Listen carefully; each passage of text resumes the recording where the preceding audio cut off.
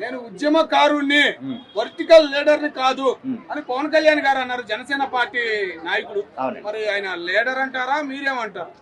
ఆయన యాక్చువల్గా నా విషయంలో, నా విధానంలో చెప్పడం నేను చెప్తే గనక ఆయన ఉద్యమకారుడేనండి. ఏ ఉద్యమం చేశాడు సార్? ఉద్యమాలు చేయటం అని కాదు, అంటే ఉద్యమాలు చేస్తేనే ఉద్యమకారుడు అని కాదండి. ఆయన భావాలు అలా ఉన్నా సరే ఆయన ఉద్యమకారుడే. ఆయన భావాలనే మనం లెక్కలో పరిగణించాలి. కానీ ఆయన 10 మందికి వెళ్ళి గొడవ చేసేసి జెండాలు పాతేసి లేకపోతే జెండాలు పీకేసి చేస్తేనే ఉద్యమాలు చేసినట్టు కాదు. ఆయన భావం అలా ఉంటుంది. అంటే కొంతమంది విషయంలో మాట్లాడడం, కొన్ని చర్యల మీద మాట్లాడడం, లేకపోతే కొంతమందిని ఎత్తి చూపడం, వాళ్ళ పరిపాలన. ఇప్పుడు సపోజు మనం వైఎస్ జగన్మోహన్ రెడ్డి గారు వాళ్ళ పరిపాలన ఉన్నప్పుడు ఆయన ఎన్ని ఉద్యమాలు చేశాడు అంటే ఆయన మాటలే ఉద్యమాలని తలపించేలాగా ఉంటాయి. అది మనం అక్కడ ఉద్యమకారుడా లేకపోతే రాజకీయ నాయకుడు అన్న విధంగా చెప్పాలి. కానీ జగన్ నిన్ను అధపాతాళానికి తొక్కే పోతే నా పేరే పవన్ కళ్యాణ్ కాదు అన్నాడంటే అది ఒక రాజకీయ నాయకుడు మాట్లాడే మాట కాదు, ఒక ఉద్యమకారుడు మాట్లాడే మాటే. అటువంటి ఉద్యమకారులు అయితేనే అంత బలంగా మాట్లాడగలరు, అంత గట్టిగా మాట్లాడగలరు అనేది నా అభిప్రాయం అండి.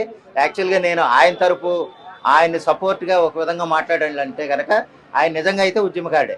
రాజకీయ నాయకుడు ఏంటంటే ఒక కూటమి ప్రభుత్వంలో ఒక ఉప ముఖ్యమంత్రిగా ఉన్నాడు కాబట్టి ఆయన రాజకీయ నాయకుడిగా మనం అనుకోవాలి. కానీ ఆయన మనస్తత్వం, ఆయన చర్యలన్నీ కూడా ఒక ఉద్యమకారుడి రీతిలోనే ఉంటాయి. జగన్మోహన్ రెడ్డి గారి మీద యుద్ధం చేయడం ఒక ఉద్యమం అంటారా? ఉద్యమం అంటే ఆయన చేసిన పొరపాట్ల మీద చేసినా సరే అది ఉద్యమే. ఆయన చేసిన ఏదైనా పొరపాట్లు, ఆయన చేతగాని పరిపాలన మీద పోరాటం చేసినా సరే అది ఉద్యమంగానే లెక్కేయాలి. అంతేగాని అక్కడ మనం గట్టిగా మాట్లాడేస్తేనే ఉద్యమం, లేకపోతే నడుచుకుంటూ వెళ్ళిపోతే ఉద్యమం కాదు, ఏం మాట్లాడుకోకపోతే ఉద్యమం కాదు, లేకపోతే ఉప ముఖ్యమంత్రిగా ఉన్నాడు కాబట్టి, రాజకీయాల్లో ఉన్నాడు కాబట్టి, ఒక జనసేన పార్టీ పెట్టి గెలుపొందాడు కాబట్టి ఉద్యమ నాయకుడు కాదు అని అనుకోకూడదు.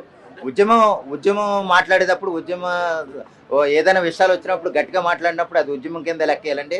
ఆయన పరిపాలన పరంగా ఉప ముఖ్యమంత్రిగా ఉన్నా సరే ఆయన ఉద్యమకారుడే. ఇంకో విధంగా రాజకీయ నాయకుడు అయినా సరే వాళ్ళిద్దరికి దగ్గర రాజకీయ నాయకుడిలా కనబడుతున్నాడా, ఉద్యమకారుడిలా కనబడుతున్నాడా? రాజకీయ నాయకుడిగా ఉన్న ఉద్యమకారుడు, రాజకీయ నాయకుడిగా ఉన్న ఉద్యమకారుడు అంతే. అంతే. నా అభిప్రాయం అది. మీ అభిప్రాయం మీకు చెప్పండి. నా అభిప్రాయం ఏంటి? రాజకీయ నాయకుడిగా ఉన్న ఉద్యమకారుడు అంటున్నాను, అది నా అభిప్రాయం. నీ అభిప్రాయం నేనేందుకు చెప్తాను? నాకు అవసరమే ఉంది అక్కడ. అలాగే కానీ ఇక్కడ చాలా మంది సెటైర్లు వేస్తున్నారు సార్, ఏ ఉద్యమం చేశాడని ఉద్యమం పేరు పెట్టుకుంటాడు అని అంటున్నారు. ఏమండి, సెటైర్లు వేసేవాడు సెటైర్లు వేస్తాడు, ఆడిని పట్టుకుని నమ్మితే నేనేమైపోవాలి? ఇప్పుడు నీ మాట వినాలా? నా అభిప్రాయాన్ని నేను చెప్పుకోవాలా? నా అభిప్రాయం నాకు చెప్పడం ఇక్కడ ఇంపార్టెంట్. అంతేగాని నీ అభిప్రాయంతో నాకు సంబంధం లేదు. అంటే జగన్ మీద చేసిన పోరాటం కూడా ఉద్యమం అనుకుంటారా జనం కూడా? అంతే అనుకున్నారు కాబట్టి గెలిచాడు. ఆయన ఉద్యమం కింద చేసాడు కాబట్టి కొన్ని సందర్భాల్లో గెలిచాడు కాబట్టి గెలుస్తారు. అలాగా అంటే ఏదైనానండి ఒకటే రాజకీయంగా ఏమంటే సింగిల్ గా ఉద్యమం చేస్తే సింగిల్ గానే చేయొచ్చు.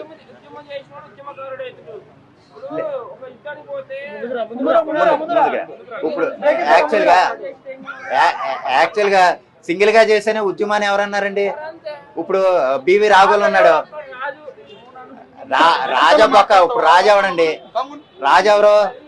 రాజులు ఇప్పుడు ఎవరు ఆదరిస్తున్నారు? రాజులు ఇప్పుడు రాళ్ళు కొట్టుకుంటున్నారు.